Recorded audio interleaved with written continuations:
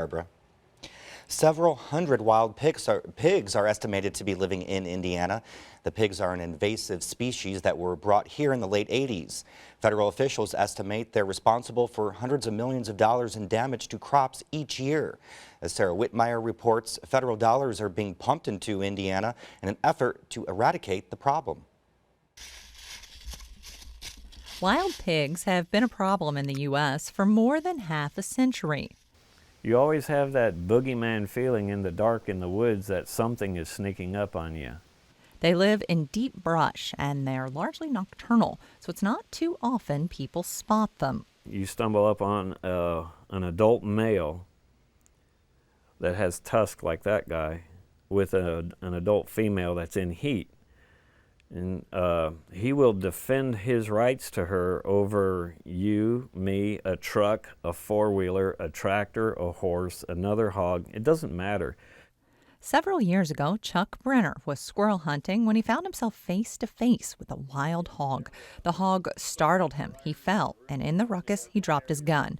All he had was his knife. When he'd be on this side of that branch like that big around, I duck over here and I jabbed at him.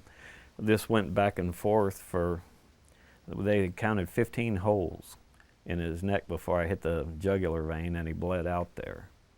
And he never took his eyes off me till the moment he died. He just sat there grunting at me, growling, a deep growl gruntle sound, until he just fell over and gave it up.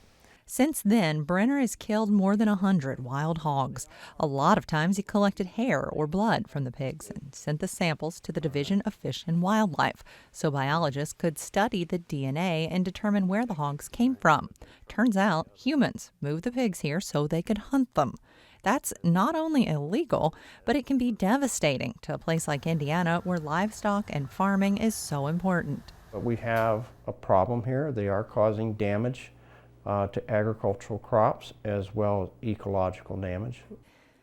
The pigs tear through cornfields and cause millions of dollars in crop damage each year. They're also polluting streams and creeks. They compete with native species for food, and perhaps the biggest concern is the potential for disease. That could threaten Indiana's billion-dollar pork industry and affect other livestock as well. We were probably somewhat naive from the standpoint that we thought, hey, we'll just let people just shoot them 365 days a year. There's no license required. We figured a couple deer seasons, we'll get rid of them. Well, it didn't work. Once hunters introduced pigs into the woods here in Indiana, there was really no natural predator that was going to keep the population in check. A sow can have 2 litters a year with 10 piglets in a litter. And when she's pregnant with that second litter, pigs from her first litter can be pregnant with their own babies. So you almost get the rabbit effect or the domino effect. Hunters are typically only interested in going after the big boars, but it's the sows that are the reproductive engine of the groups. In 2014, Congress took notice. There'd been money in the Farm Bill to fight wild hogs in the Southeast and the Southwest, but now that the country's breadbasket was threatened, money was shifted to the Midwest for the first time. The first major change? No more public hunting of pigs.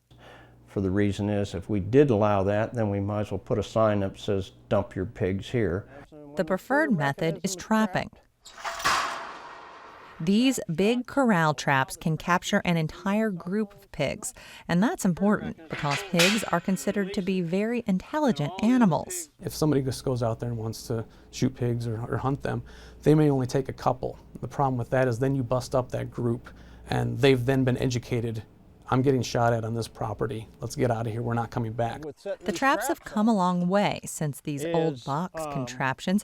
You see, the trap is elevated off the ground. Pigs are more likely to go in it if they can see through it. Cameras watch the traps and the pigs' movement. Folks on Humberg's team can use their phones to remotely trigger the traps. We're selective of when we drop the traps. We're trying to get all that we know based on the camera evidence are coming and using that trap. So if there's 8 coming, we try not to drop that trap until all 8 are in that trap. And it's working. Humberg's team removed 129 hogs last year. That's more than double what they removed the previous year. The Farm Bill money gets shifted around, so states that are getting closer to eliminating pigs might get a little more to cap off the population and stop it. This year, Indiana is getting enough money to double the size of its team fighting hogs. I guess what it gets down to is it doesn't really matter what the numbers are. We want the number to be 0. Focusing on eliminating pigs that are in the so-called periphery zones or that are newly established populations is working. 4 states, Idaho, Maryland, New York, and Washington, were deemed pig-free last year and are just being monitored now. This year, officials are projecting New Jersey and Wisconsin will be added to that list. Indiana's goal of eradication is different from some other states that have larger pig populations. For example, in Texas and in Florida, where pig populations are into the millions, their goal is just to limit the damage the pigs are causing. Joe, back to you.